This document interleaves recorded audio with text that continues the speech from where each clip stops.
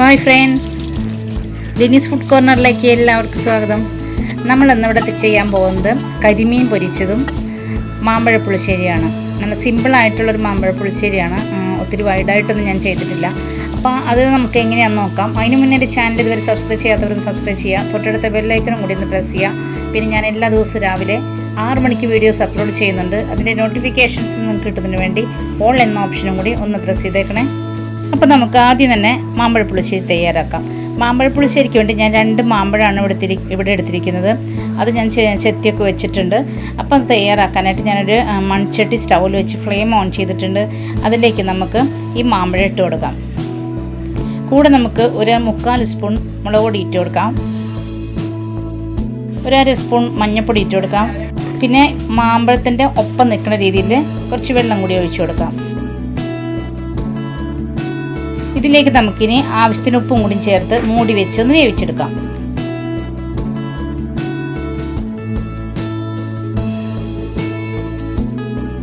ആ സമയം നമുക്ക് ഇതിന് വേണ്ട അരപ്പ് തയ്യാറാക്കിയെടുക്കാം.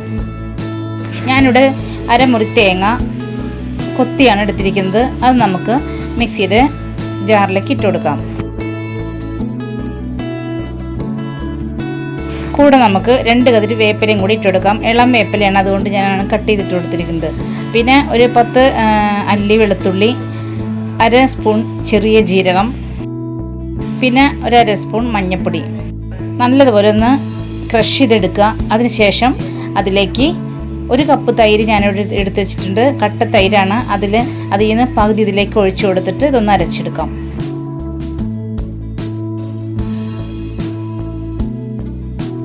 അത് ഞാൻ അരച്ചെടുത്തിട്ടുണ്ട്. നല്ല വെണ്ണ പോലെ അരച്ചെടുത്തിട്ടുണ്ട്.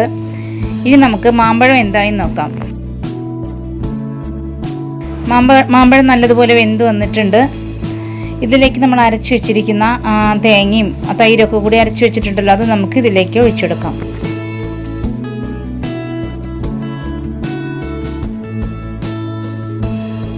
ഈ ജാറിൽ തന്നെ നമുക്ക് ബാക്കിയിരിക്കുന്ന പകുതി ഗ്ലാസ് നമ്മൾ ഹാഫിൽ എടുത്തുള്ളൂ തൈര്. അപ്പോൾ ആ ബാക്കി ഉള്ള തൈരും കൂടി ഈ ജാറിലൊഴിച്ച് ഒന്ന് ബ്ലെൻഡ് ചെയ്തിട്ട് ഇതിലേക്ക് ഒഴിച്ചു കൊടുക്കാം.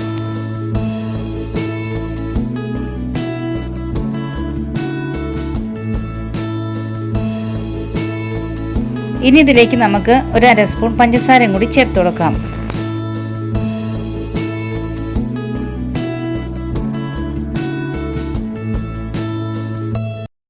എന്നിട്ട് ഇളക്കി കൊടുത്ത് തിളപ്പിക്കുക. കാരണം തൈരാണ്, അതുകൊണ്ട് ചിലപ്പോൾ മൺചട്ടിയുടെ അടിവശം പിടിക്കാൻ സാധ്യതയുണ്ട്.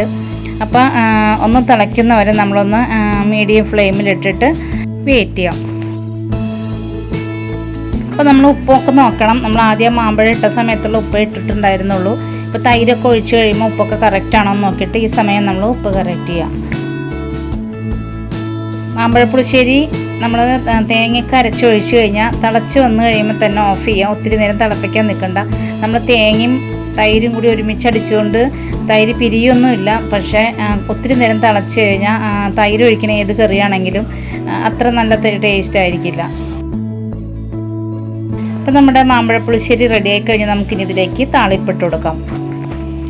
അതിനുവേണ്ടി ഞാനിവിടെ ഒരു തവ സ്റ്റൗവിൽ വെച്ചിട്ടുണ്ട്. അതിലേക്ക് വെളിച്ചെണ്ണ ഒഴിച്ചു കൊടുത്തിട്ടുണ്ട്. ഇനി നമുക്കതിലേക്ക് കുറച്ച് കടുകും കൂടി ഇട്ട് കൊടുക്കാം. അത് പൊട്ടി വന്നു കഴിയുമ്പോൾ അതിലേക്ക് കുറച്ച് വേപ്പില ഇട്ട് കൊടുക്കാം. കൂടെ നമുക്ക് 2 മുളകും കൂടി കീറിയിട്ട് കൊടുക്കാം. ഇതിലേക്ക് ഞാൻ 1/2 സ്പൂൺ ചില്ലി ഫ്ലേക്സ്, 1/2 സ്പൂൺ ഉലുവപ്പൊടി, 1/2 സ്പൂൺ കായംപൊടി മാറ്റി വെച്ചിട്ടുണ്ട്. ഇതെല്ലാം പൊട്ടി മൂത്ത് കഴിയുമ്പോൾ അതിലേക്ക് ഇട്ട ഉടനെ തന്നെ നമ്മൾ കറിയിലേക്ക് ഒഴിച്ചു കൊടുക്കണം. കാരണം ഈ പൊടികളെല്ലാം പെട്ടെന്ന് കരിഞ്ഞു പോകും. ഇപ്പം ഞാൻ ലോ ഫ്ലെയിമിലാണ് ഇട്ട് വെച്ചിരിക്കുന്നത്. കാരണം ആ വെളിച്ചെണ്ണ ഒന്ന് ഒത്തിരി തണച്ചിരിക്കുന്ന വെളിച്ചെണ്ണ ഒന്ന് കുറച്ച് ചൂട് കുറയാൻ വേണ്ടിയിട്ടാണ്. അപ്പോൾ ഇത് ഇട്ട് ഇളക്കി ഉടനെ തന്നെ നമ്മൾ കറിയിലേക്ക് ഒഴിച്ചു കൊടുക്കുക, അല്ലെങ്കിൽ ആ പൊടിയൊക്കെ കരിഞ്ഞു പോകും. ഇപ്പോൾ നമ്മുടെ മാമ്പഴ പുളിശ്ശേരി വളരെ ഭംഗിയായിട്ട് കിട്ടിയിട്ടുണ്ട്. നല്ല ടേസ്റ്റുമാണ്. ഇനി നമുക്ക് മാമ്പഴ പുളിശ്ശേരിയുടെ കൂടെ ഒരു കരിമീൻ വറുത്തതും കൂടി ഞാൻ റെഡിയാക്കിയിട്ടുണ്ട്. അതും കൂടി നമുക്കൊന്ന് നോക്കിയിട്ട് വരാം.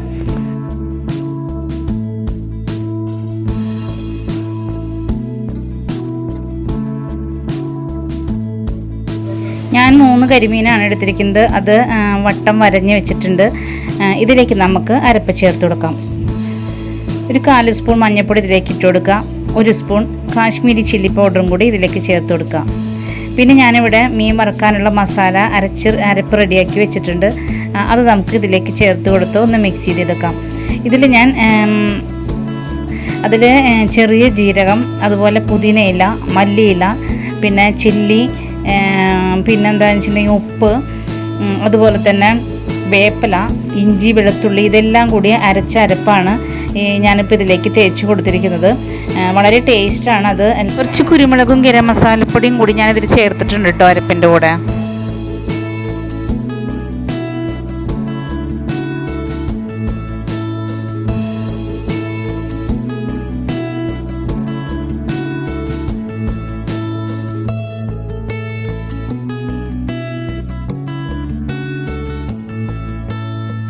ഇനി നമുക്കിതൊരു 10 മിനിറ്റ് മാറ്റി വയ്ക്കാം. അതിനുശേഷം ഒന്ന് വറുത്തെടുക്കാം.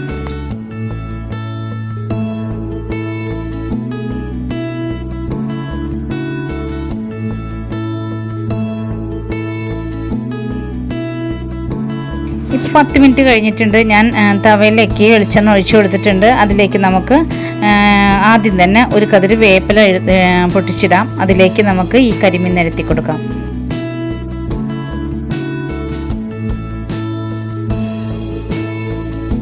നമ്മൾ ഉണക്കമീനാണെങ്കിലും പച്ചമീനാണെങ്കിലും നമ്മൾ വറക്കണ സമയത്ത് ആ വെളിച്ചെണ്ണയിൽ കുറച്ച് വേപ്പിലയും കൂടി ഇട്ടിട്ട് വറക്കുകയാണെങ്കിൽ നല്ല ടേസ്റ്റാണ്. അതുപോലെ തന്നെ വെളുത്തുള്ളി അല്ലിയും കൂടി ഇട്ടാലും വളരെ ടേസ്റ്റാണ്. നല്ലൊരു ഫ്ലേവർ നമുക്ക് കിട്ടും.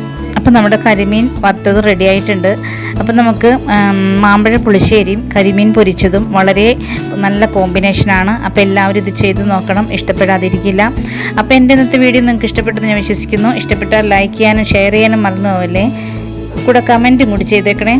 അപ്പോൾ നാളെ നമുക്കിതുപോലെ വ്യത്യസ്തമായ മറ്റൊരു വീഡിയോയുമായി വീണ്ടും കാണാം. താങ്ക്